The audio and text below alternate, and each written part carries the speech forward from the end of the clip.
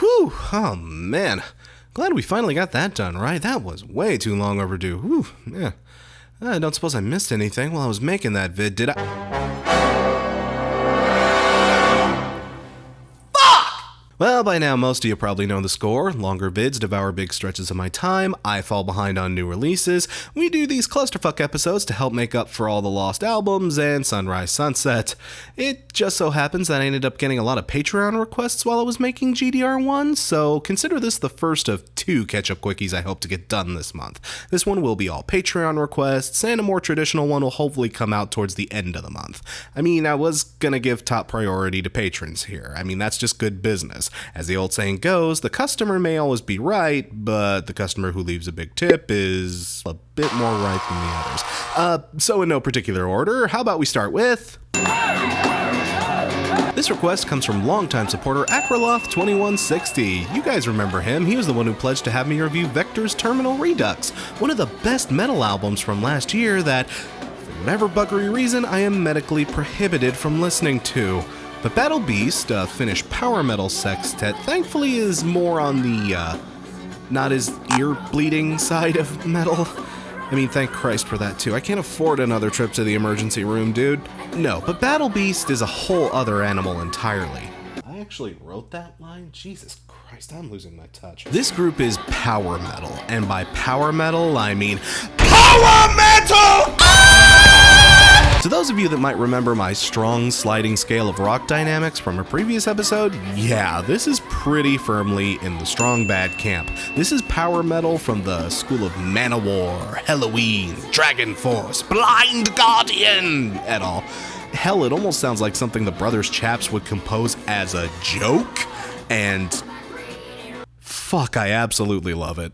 But you know, I'm right to love it, because it's a great album. It's richly produced, epically performed, and knows how to deliver 110% to the intensity without taking itself too seriously. And you know, I do have a warm little place in my heart for the ludicrously ridiculous OTP shit, and this fits very comfortably into that particular niche. Nora Luhimo, forgive me if I'm butchering these names, they're very Finnish, does an absolutely splendid job behind the mics. She's truly a front woman that...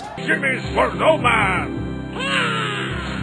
She's got the range, control, and bombastic character to her vocals that is absolutely perfect for this style of music. She can get operatic and smooth, or she can release a gravelly, Hounds of War shriek, depending on whatever the situation calls for. And the guitar work and bass melodies are fluid in style and deliciously melodious in execution. Songs like Straight Through the Heart and Bringer of Pain really hammer home that loincloth-clad, broadsword held aloft, 80s sounding intensity, and the closer Rock Trash is a good old piece of boogie-woogie ripped straight out of Aerosmith's or AC/DC's playbook. But they also pull off more poppy, electro groove stuff like Dancing with the Beast, and can even slow things down on tracks like Far From Heaven. It's a power metal album that does a good job of mixing up the formula from time to time, and you know, that's not something many would expect or perhaps even ask for out of music like this, but they do it, and they do it pretty damn well if I do say so myself. Though I mentioned this album fits into a niche section of my heart, well,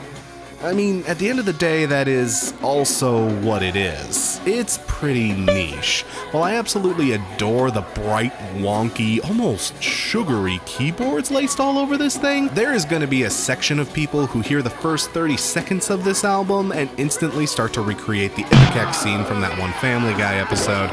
I'm going to give this album a high score because A, I love what they're doing, and B, fuck you, it's my show. But be warned, as much as I love them, it's a brand of metal that may really not appeal to you. But if you are into this kind of thing, or even vaguely curious, oh holy shit yes, pick it up. If they ever make another Golden Axe game, these guys absolutely must make the soundtrack. Bringer of Pain gets 4.5 lens flares out of 5. Whew. Whew, boy, Demon Hunter. Now here's a band I've got an interesting history with. I jumped on way back in the day on their self-titled album, back before they got fairly well recognized. I mean, in Christian circles, especially if you were into Christian metal, these guys were the shit. Or the duty, as the Christian scene might prefer I say. I remember listening to these guys and liking them all throughout college, but after I'd spun the triptych about 4,000 times, I pretty much had my fill. I was starting to grow out of my nu metal hardcore phase by that point and grow into my post-punk, snooty, indie hipster phase. Plus I was also losing my faith in God around that time too, so yeah, as someone that was trying to escape from Christianity and metal, Christian metal basically became my kryptonite for a while. But it's been probably over 10 years since I've given this band another shake, and since someone was kind enough to donate to see them reviewed, yeah, what the hell?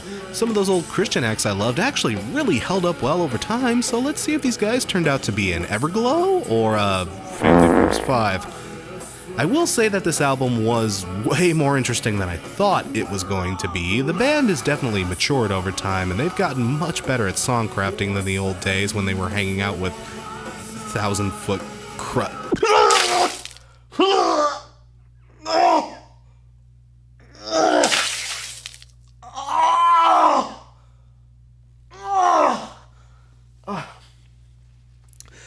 Oh, I'm sorry, that always happens when I talk about 1,000-foot crutch. What was I saying? Songs like Trying Times, Jesus Wept, and Cold Blood have a decent amount of bravado and stomp to them. Demon Hunter, while you could never say they were fully a band like this, did often toe the line of nu metal and alt metal, especially back in their early days.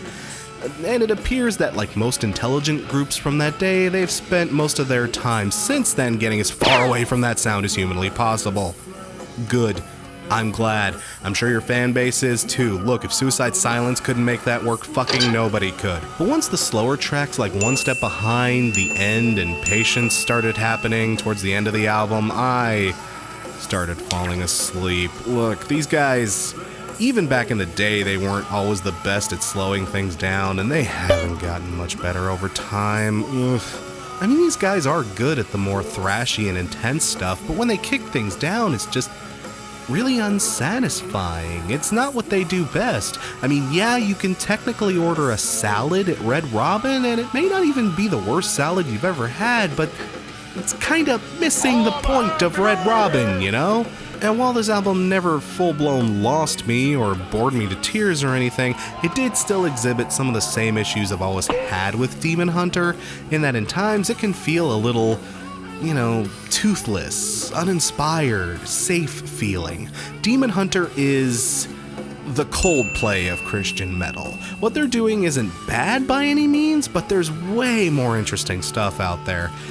Still, I was more impressed than I thought I was going to be, so credit where it's due. It doesn't have me itching to see what I've missed out over the last 10 years, but I don't regret my time with it or anything. If you're into this kind of scene, then you could certainly do worse. Outlive gets 3 veggie burgers out of 5. You know, one thing that always kind of gives me the heebie-jeebies as a music reviewer, especially one that takes requests? Getting a request to review an album from a band that you personally have never heard of, and then going off to do your research and finding out that they've been around for like 25 years and have developed a large and loyal fan base of people who adore them, and somehow they just happen to slip under your radar. God, and here I am about to level some criticism like I'm some kind of expert. Fuck me, right? But I still believe there's value in the outsider's perspective, despite what a certain type of other person might think. God, there's a name for those people. I can't quite remember what it is at the moment.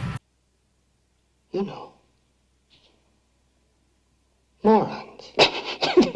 Yeah, that's it. But when it comes to reviewing bands which have large catalogs that I'm either not familiar with or have missed a large chunk of, like with Demon Hunter for example, the question I always ask myself is, does listening to this make me want to go back to hear what I've missed? With Demon Hunter, as decent as that album was, the answer to that question was still a pretty resounding not really. But with Pain of Salvation, the answer is, what the fuck is wrong with me? I should have been on this train years ago. Goddamn, yes, please, more, in my face, do it. This is prog metal of that particular kind of flavor I particularly like, unafraid to dabble in complicated time signatures, polyrhythms, non-standard harmonizing techniques, and miles and miles and miles of shredding, soaring solo work, but also with an insanely fine-tuned sense of melody and catchiness to go with it. It's something that's ear-pleasingly scrumptious on the first listen, but as you keep coming back to it, you pick up more and more of the intricate details of the production,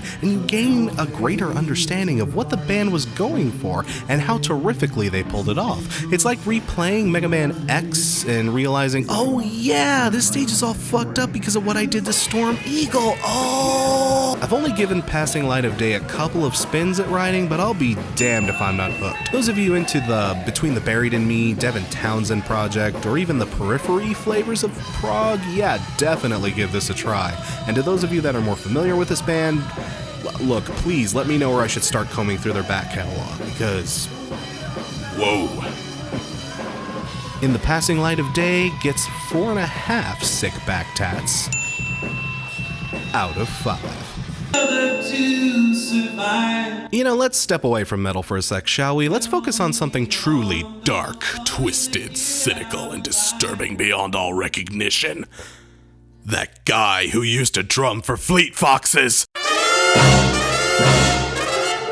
Yep, Father John Misty is back. You might remember him from my Best of 2015 list, where he snuck his way into the top 10 by being both sumptuously gorgeous in his instrumentation, while being lyrically more desperately depressing and jaded than Werner Herzog doing an audio commentary for Spec Ops: The Line. Man, it's always a weird dichotomy listening to Josh Tillman's stuff. I absolutely adore the old school 70s style, overproduced folk sound he cranks out, his use of strings, synths, pianos, and various types of interesting percussion make his music so goddamn pretty. It makes the Aurora Borealis look like an anime avatar Twitter account. But man, do his lyrics make the album tough to sit through at times. But not in a, wow, this is so terrible, it makes me want to laugh, /puke, /cry, /castration, etc.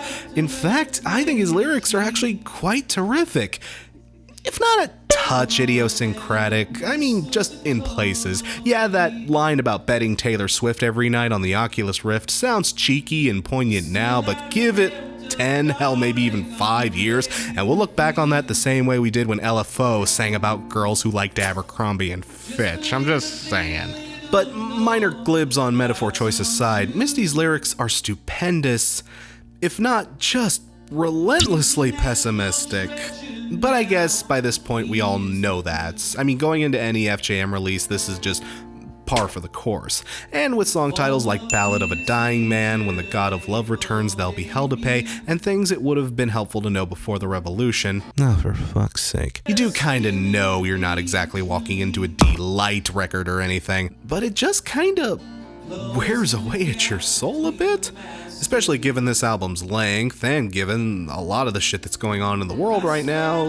Yeah, it all rings true, but in that uncomfortable, nihilistic, holy shit, we're all gonna die and nothing fucking matters kind of way. But the thing is, Misty is so good at making his music compelling that it's easy to forgive his FTW mentality and respect his absolutely stellar songcrafting and storytelling ability. In the hands of someone less competent, this album would come off as whiny or petulant, but Misty's perfection in execution is exactly what nails this album into the back of your head, and it's what'll bring you back for multiple listens. This one comes highly recommended, but like I said, if you're in a bad mood, don't. Like, seriously, just don't. It won't make you hopelessly depressed, but if you're bleeding, it will come over and dump salt into the wound. Pure Comedy gets 5 episodes of Monkey Dust out of 5. Okay, back into metal. More prog metal specifically. So when it comes to this band, Soen, I'm a wee bit hesitant to call them metal. I mean, they certainly have a metal pedigree, being a supergroup comprised mostly of people who were originally from more heavy metal acts like Opeth and Testament. But the particular metal on display in this band isn't what I'd call extreme. It's one of those bands that will definitely spark the whole "is it really metal" debate that some love to bring up. But the thing is, regardless of what label you want to put on this, it's still pretty goddamn tasty. At the end of the day, that's all that matters. It's got heavier elements, and there's plenty of nice punching percussion and distortion in the guitars and bass to give it a crunchy coating, but at its core, there is something much more lofty and atmospheric at work. In fact, I wasn't at all surprised to hear that a guy previously from Opeth is in this band, because there's definitely that kind of post-metal feel to this music that definitely feels derived from a lot of what Opeth is doing, more so in their later catalog. I found an interview with the band that stated that Tool was also a heavy influence here, and I can totally see that. But definitely the more melodic, harmonious side of Tool, like the more elegant parts of Lateralis or 10,000 Days Tool, not so much the opiate under Tool days. You know what I mean? Like Stinkfist has no place here. It may have a crunchy outside, but the center of this music is smooth, creamy, and meant to be much more palatable. Like an Almond Joy, the crunch is here, but that's not really the overall point of the experience. Basically what I'm trying to say is that this is metal, but not probably what you would think of when you think metal. It's a mellowing, relaxing experience. It's got much more focus on mood, tone, and substance than fans of stuff like Carnival, Tesseract, and late Opeth should definitely add this one to their collection. If you're in the market for metal of a bit of a softer mood, then this is a good example of how to do that right. Between this and the last Gone Is Gone record that came out earlier in the year, it's been a strangely decent year for the smoother side of metal. I mean, how often do you see that? Lykaia gets 4.5 Sometimes You Feel Like a Nuts. Out of 5 Sometimes You Don'ts. Aw man, fuck all this overly complicated, super pretentious prog bullshit. Can't we just get some motherfucking good old-fashioned rock music, brah? Well, okay, if you insist. Thankfully, I had 2 people actually request Black Map's latest for review, and compared to stuff like Soen and Pain of Salvation, listening to this feels a lot like playing Kirby's Epic Yarn after New Game Pluses for Neo and Bloodborne combined. That's not to say that it's bad, mind. Hell, I love all those games I just listed, but like those games I just listed, I love them for much different reasons. And I do enjoy what I'm hearing here with Black Map. Drummer Chris Robin is laying down some great beats with some very nice fills and cymbal work, and there's some cool heady moments in the guitar work. It's got a nice ready for radio kind of sound to it, but that's kind of it. I mean, it's an okay piece of semi-atmospheric post-hardcore-y sounding work. The guitarist and drummer are originally from Dredge and Far, respectively, and I definitely get that general vibe from the music here. The influence from those bands definitely rubs off, but I can't say I'm completely sold on Ben Flanagan's vocals. He's not terrible or anything, but he's also not a standout behind the mic. He delivers lyrics proficiently, but not in any particular way that's exciting or engaging or memorable. He gets the job done, but I found myself kind of bored with his performance. It reminded me a lot of early Chevelle, serviceable, boilerplate, satisfactory, a big ol' C+ on the report card. I mean, I can definitely understand the appeal here though. It's a more lucid, atmospheric approach to a genre of music that's usually much heavier, and if stuff like Soen or Pain of Salvation is maybe a bit more complicated than you'd like to stomach, this is a nice alternative to that. It's a bit more easily palatable than those other peeps, but that also kinda makes it less interesting in my book. I mean, if you heard the singles and dug them, then definitely pick this up. You'll dig what they're doing on the rest of the album. But if you're looking for something with a bit more finesse, well, I've just given you 2 great examples to go after, so Black Map gets 3 Prince Fluffs out of 5. Okay, before we even jump into this one, just look at this cover. It's like Seal the Deal and Let's Boogie, only more comical. I fucking love it. Oh, okay, I gotta do a little research on these guys. Let's see what we find. Okay, this is their third album. Been around since 2013. Wait, Scott Gorham?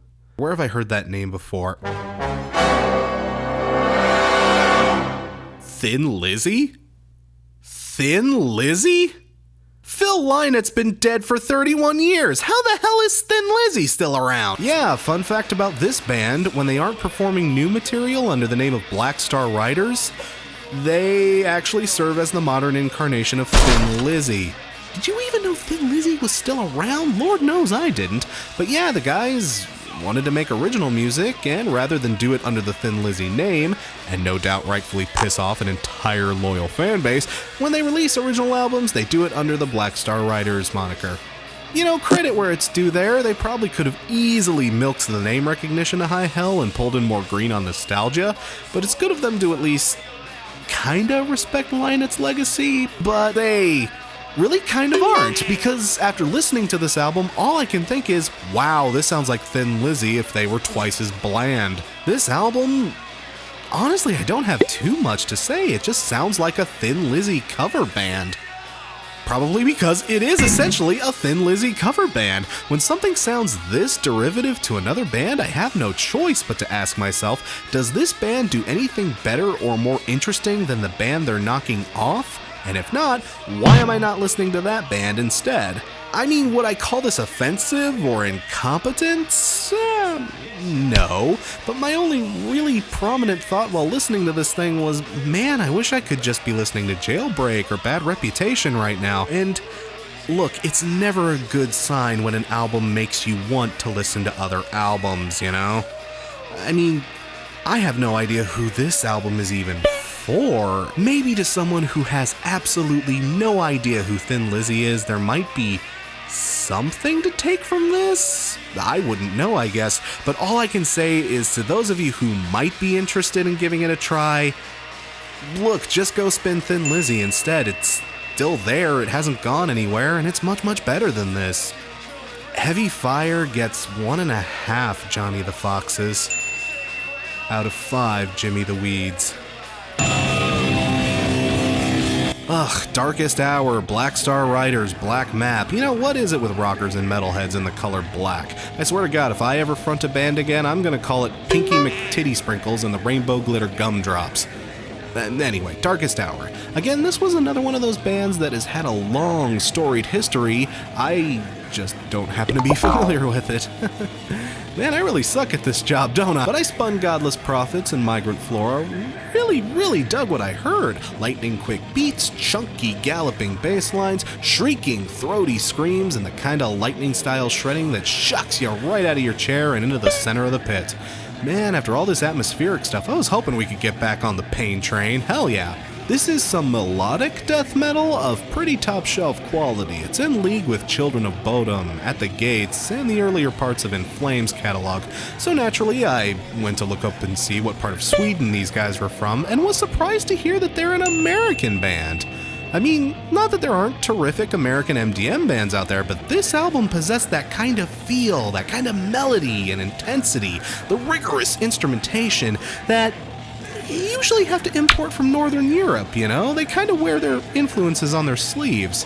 You can definitely tell these guys like their European metal, but you can also hear just the slightest tinges of American heavy in there too. These guys list stuff like Minor Threat, Black Flag, and Danzig amongst their influences, and you know, I believe that. You can totally hear it in places, particularly in tempo shifts and guitar arrangements. You do kinda see it, but you do kinda feel they're putting their more Nordic foot forward. And of course, to answer the old, would I want to dig into these guys' back catalog after hearing this question, I can say pretty resoundingly yes. And if you're into MDM, well, chances are you probably already heard of these guys and I'm just a dumb. But if for some reason you haven't, or you have a budding interest in MDM and are looking for more bands to help fill out your exposure, yeah, totally, go for it. Pretty damn solid. Godless Prophets and Migrant Flora gets 4 Walking Trees of Dahomey out of 5. Now, some of you may have noticed that I've been leaving people's names off of this particular Ketchup Quickie. Well, last time we had one of these, I got a complaint or two about people not wanting their names being posted up in public like this. And I get that. I do want to respect people's privacy after all, but for this particular video, I made 2 exceptions. One for Akraloth because, well, he's already a YouTuber, and I was able to fit in that lovely joke about me almost dying. But my other exception for this is going to be Connor Killinger. 2 reasons why Connor is getting called out. A, he flat out gave me permission to do this. Thank you very much, Connor. But B, this was his request. Connor, you son of a bitch. Holy God, after my comments about Asking Alexandria and Worsnop and the Black review, I knew that whatever he ended up doing post-Alexandria was gonna get troll requested on me. But Jesus fucking Christ, Danny, you just had to do this, didn't ya? One of my least favorite singers putting out an album in one of my least favorite genres. Why country? No, seriously, why country? You're fucking British. You should know better than this. Oh dear God, this album had me chilled to my fucking core. I was horrified and mortified and... do you know what makes it worse? Do you know what makes the whole thing absolutely just mortifying? I actually kinda enjoyed it. No, I'm serious. Look, I'm just as surprised as you are here, but... Look, legit, hear me out here. One thing I can't stand about Danny's Asking Alexandria work is just how auto-tuned to hell he sounds on every record. The label just seems to try to Pro Tools out all the less admirable qualities of his voice, but in doing that, they always warp it into something that barely even feels human. But on this thing, well, nobody seemed to give a fuck, so Danny's kinda gravelly, no frills, kinda slipshod delivery actually feels natural, and it works really well with this particular tone of music. I mean, for an overproduced, glittering, clean, hyphen fingers lifted high in the air metal act like Alexandria, Worsnop's approach is horrid, but for an earthy, rough around the edges, honed out country sound, it fits much better.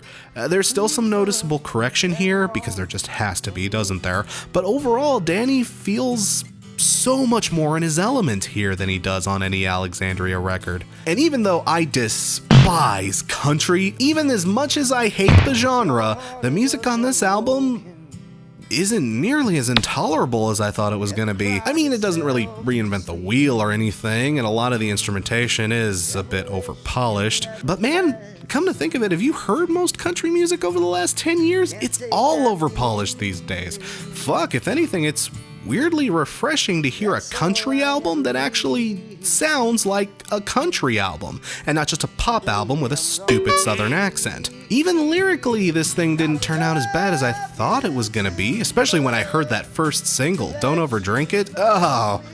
Honestly, it's not a great representation for the rest of the album. Yeah, there are other goofy tracks on this thing, like I Feel Like Shit and I Got Bones, but in actuality, this album can take itself seriously on numbers like Anyone But Me and I'll Hold On, and still pull it off with a convincing amount of earnestness. I mean, 90% of Worsnop's lyrics are about getting fucked up and being a fuck up, and... well, yeah, I can certainly believe that comes from a genuine place. I didn't hate this thing. There's a part of me that actually found it very interesting.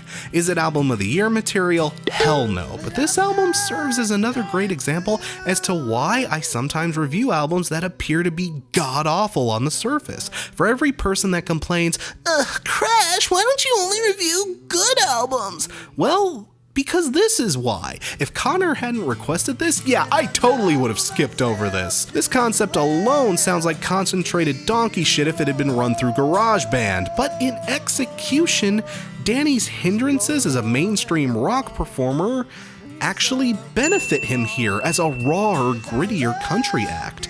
I'm not saying it's brilliant, stuff like Zac Brown Band and Blackberry Smoke still kick its ass around the block, but you know, if Danny releases another album like this, yeah, I'll probably end up checking it out. I can only recommend this if you can tolerate a good deal of country in your rock, but Hey, look, I'm one of the biggest country haters you will ever meet, and the fact that I didn't want to fucking belt sand this thing should really speak volumes here. The long road home gets 3 bottles of Jack out of 5. Because that's probably what it's going to take to get me through the next Asking Alexandria album. Just roll the credits.